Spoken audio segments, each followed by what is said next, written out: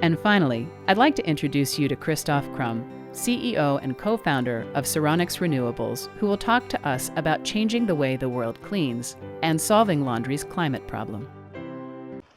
Hi, my name is Christoph Krumm, and I'm the CEO and co-founder of Sironix Renewables, a startup developing eco-friendly ingredients for cleaning and personal care applications. First off, I'd like to thank the Office of the Insurance Commissioner for inviting me to speak at this climate summit. I wish we could be there in person, but I'm thankful for the opportunity to present to you today. Today, I'll present a little bit about who Ceronics is and what we do, as well as our work to make cleaning products greener. But first, I want to give a little bit of context into the challenges that we face in making cleaning products and where we can have the best impact in terms of sustainability. Now, you've maybe thought a little bit more about cleaning products than you'd like over the past 12 months.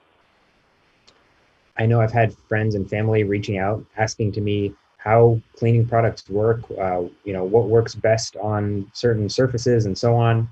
But in general, it turns out most of us don't usually think day to day about what ingredients are in our cleaning products. We know that we want something that always works. We want something that makes us feel good about using it. And increasingly, we want something that's eco-friendly. In the US, we consume over 600 million bottles of laundry detergent every year, which translates to about 11 million metric tons of product that ends up going down your drain. However, only about 3% of those cleaning products are eco-friendly, and yet 70% of consumers say that they would rather purchase those eco-friendly products if they were cost competitive with conventional ones. So where's the disconnect? What does it really mean for a cleaning product to be eco-friendly?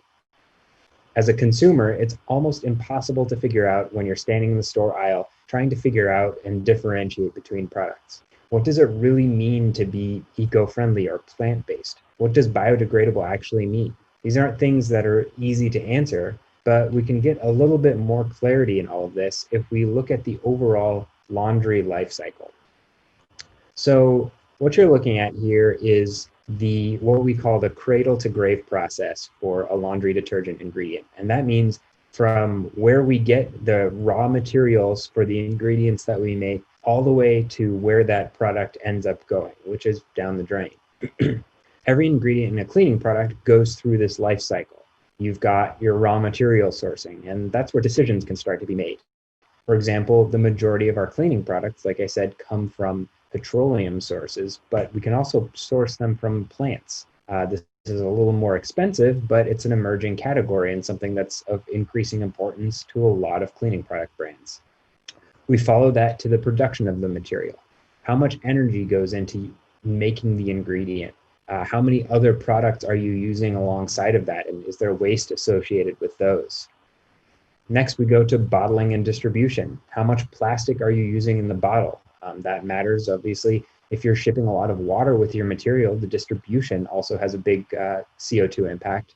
And then next to consumer use, and this is a surprising category that I'll go into next, but consumers have very strong habits in what they do. For example, you choose a laundry temperature to wash your clothes at, and that impacts how much energy that process uses. And then finally, the disposal, when your laundry machine or washing machine dumps it down the drain, goes through a wastewater treatment facility and back into our oceans, where in the wastewater treatment facility, it biodegrades in general. But we can also begin to kind of figure out which components of these matter more. And product brands, especially large ones, do a really great job of reporting what impacts what specific components of this life cycle impact the laundry process the most. And a few that I mentioned are greenhouse gas emissions. That's pretty straightforward. Water use, how much water are we actually using for the washing process, but also for sourcing raw materials and manufacturing. And then finally, waste. How much stuff are we throwing away because of doing our laundry? And what you can see from this right away is that there's a few categories that matter a ton. Consumer use accounts for 68% of the overall cradle to grave life cycle greenhouse gas emissions. That means that your laundry machine is the single biggest energy contributor to the overall greenhouse gas emissions of the laundry process. And that's super surprising, but it also means that there's a lot of really interesting things that laundry brands can do to improve consumer habits and make that more eco-friendly. Similarly, water usage is a big component of that. If your cleaning products don't work, you tend to use more water, and that, especially in water scarce countries, it can be a big issue. And then finally, waste. We want to reduce the amount of waste, not only of the amount of detergent we're using, but also the packaging associated with that. And so at Ceronics, we work to address those in a few different ways. And the first one I mentioned was the consumer use greenhouse gas and the energy that goes into your washing machine. Cold water detergency is a really important emerging category. And it's interesting because consumers have a lot of different preference between countries. So in Europe, actually, clothes are generally washed at much higher temperatures than we do here in the US. But it turns out detergents actually work really well in cold water conditions. And brands are actually developing specific cold water brand detergents that you can use with tap temperature water, basically putting in no energy to the process. And that's where you have to make sure that the ingredients actually work in those temperatures. Water usage is super important, and especially in water scarce areas, the water quality that gets used is not always as pure. So there can be hard water contaminants like calcium and magnesium. If you've ever shampooed your hair in hard water, the shampoo doesn't really foam and it doesn't really rinse out. It forms a gooey, sticky mess. That's what happens on your clothes, and that's why hard water is a huge problem. You can see here a little map where the red areas are the areas with the hardest water. Orange is pretty hard, and then you can see the US is largely green. Although I will say, a large component of the US has very hard water also. And then waste and primary packaging. So the plastic bottle that your detergent comes in is super important, and brands are working to make detergents more concentrated or even eliminate the plastic bottle altogether. And those are just some of the areas where we have the biggest levers to pull in the cleaning products industry. At Ceronics, we're developing what we call better performing eco-friendly ingredients for cleaning products. And we developed this over the past 4 years as a startup company. But we're really focused on delivering sort of the premium performance that people expect from a cleaning product, but doing that in a really eco-conscious way. And I mentioned hard water, and that is a really big challenge for laundry detergents. The main ingredient in a laundry detergent is called a surfactant, and that's a contraction of the word surface active agent. And basically what that just means is it's the ingredient in the detergent that goes to the surface of your clothes and pulls off the dirt. It's the really important ingredient. What you're looking at here are the two main ingredients in Tide and 7th generation laundry detergent when you put them in hard water. You can see that the solution in that vial forms a cloudy sort of suspension of particles. It looks dirty. Basically, this is exactly, when I mentioned the shampoo, this is exactly what's happening in that vial. The hard water that's present there causes these surfactants to stop working. And needless to say, that's not going to do a whole lot of cleaning. At Ceronics, we invented a new cleaning surfactant or new cleaning product ingredient called the Eosix surfactant, and it works 500 times better in hard water conditions. And what that means is that even when there's really high hard water concentrations, the kind where you form scale on your drinking fountain or your hot water boiler, even under those conditions, our surfactant works and it cleans well. And better yet, it's 100% biorenewable. It's made from plants versus petroleum. And you can see here in those vials that even under those extreme conditions, that it stays very clear. What does that mean for a laundry detergent? Well, conventionally, what a laundry detergent brand will do is they'll incorporate an active cleaning molecule or a cleaner, the surfactant, along with additives that are there to boost the performance in hard water. Ours doesn't need those additives, meaning that we can make products that are more concentrated, they're more eco-friendly because we're using less material, and that inherently makes them more cost competitive. But we're also not the first to come up with an eco-friendly cleaning product ingredient. Um, there have been many brands around for decades that, and many of you may buy them, that are 100% plant-based and sort of good for the environment. But they also have pretty big performance challenges. If you're familiar with the Wirecutter, which is like the New York Times equivalent of Consumer Reports, they recently showed that a renewable brand was worse than plain water itself on wine stains. And it's more than just wine stains. These detergents actually work pretty well, but there's this customer perception that these types of products don't work quite as well for those few stains where they maybe don't. Similarly, other brands, conventional brands, have tried to make their existing products more eco-friendly. A recent brand developed sort of a eco-friendly offshoot of their very well-known brand, and it was 65% based on plants, meaning 65% of the raw materials come from plant resources, and the remaining 35% come from petroleum. That's pretty good, but it turns out that the main ingredient that's in those products has a carcinogenic byproduct called 1,4-dioxane. And the state of New York recently started limiting or setting thresholds on that. California has been looking at it. So there's kind of increasing pressure on the human health aspect of that. And this is where our ingredient really shines, because we have a 100% plant-based ingredient. It enables this reduced cost and better performance, and it does that all with great product safety without this dioxane present. And we do this in a way of combining three main ingredients. So this is sort of the general structure, and I won't go too far into the chemistry, but basically the way the main ingredients in a cleaning product work is you have what's called a hydrophilic functionality, which is literally means water loving. It's the part that makes your detergent dissolve in water. And then it's got a hydrophobic functionality, and that's the oil loving component. And that's the part that will bind to the greases and the oils on your dishes, on your clothes, and so on. And that's not new to any cleaning product ingredient, but we actually incorporated a third component, this agricultural byproduct called furan.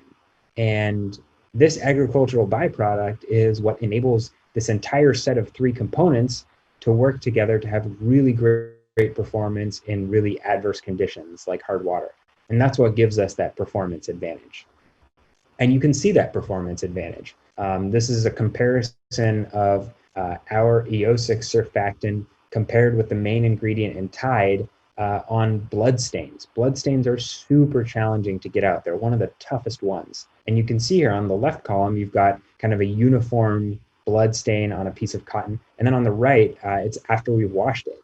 And you can see that our ingredient works much better on those types of stains, and that's because that's a really tough one to get out, and those numbers correspond to what we call a stain removal index, but it basically corresponds to how much of the product was cleaned.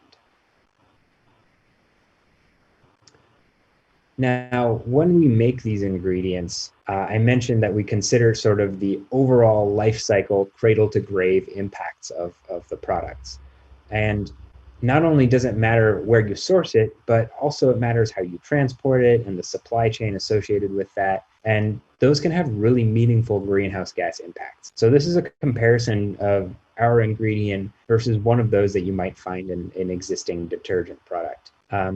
Even when they're partially made from something like coconut oil, for example, a plant-based resource, they generally use other petrochemical ingredients as well. So like I mentioned, there was this 65% biorenewable product, as in it's 65% made from plants.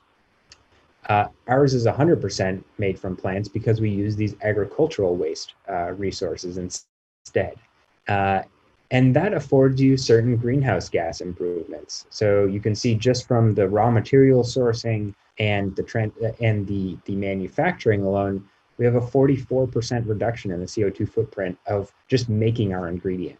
But there's even more to that, because our ingredient can actually be shipped 100% pure. And conventionally, these types of ingredients are actually shipped only 30%, because if you ship them any more concentrated, they actually start to fall apart. And because ours is so stable, we can ship it 100% pure, meaning we're not shipping any water. And that's important because paying to ship water is expensive, and it also has a big greenhouse gas impact. So then there's a net 70% savings from that, which leads to roughly 52% CO2 reduction just in switching from our one ingredient to another in a laundry detergent. Now, the Ceronics team, I mentioned we've been around for about 4 years. We're a Seattle-based startup company, and over the past 4 years, we've kind of developed a proof of concept for this technology, developed the ways we're going to scale it, and we're working to partner with chemical manufacturers to bring this to market. The team consists of myself, as well as my former, actually, PhD advisor and co-founder. He's at the University of Minnesota. His name's Paul Downhauer. And then we have a really great team of chemists and chemical engineers at our facility in Fremont who work day in and day out to develop the technology behind it, the applications for how we do it, and how we apply them in different cleaning products, and also interface with our partners to bring this to market. And over the past 4 years, we've kind of developed this all using actually federal grant funds as well as partnerships. So we've got funds from the Department of Energy and the National Science Foundation, which have kind of helped fund the background of the technology. And then we went and partnered with groups like Los Alamos National Laboratory, as well as the Rapid Manufacturing Institute to develop aspects of scaling us. And then recently, we were very fortunate and lucky to have won a number of different awards. One was the 2019 Imagine Chemistry Challenge, which is a joint innovation challenge hosted by Unilever and Nouryon, which is a Dutch chemical manufacturer. And the result of that was 2 joint development agreements that we're working on with those companies. And then a few other awards. And then I'm super happy to announce we recently closed our first investment round, which is going to help us with scaling this technology and bringing it to market. And ultimately, also bringing it to markets beyond just cleaning products. These types of ingredients are used all across the board, whether they're in cleaning products like spray cleaners or laundry detergents, they're in personal care and cosmetics like your shampoos, even as far as toothpaste.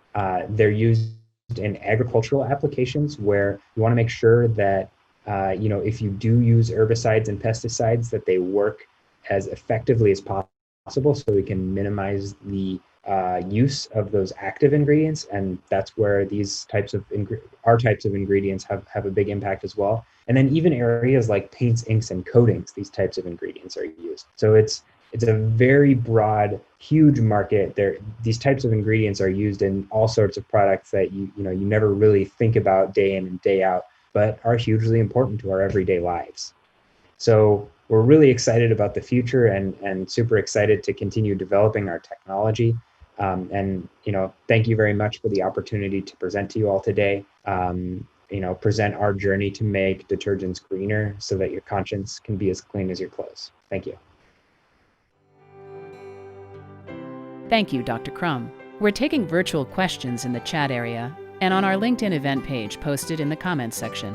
Visit the page later to view answers, ask additional questions, and join in the discussion.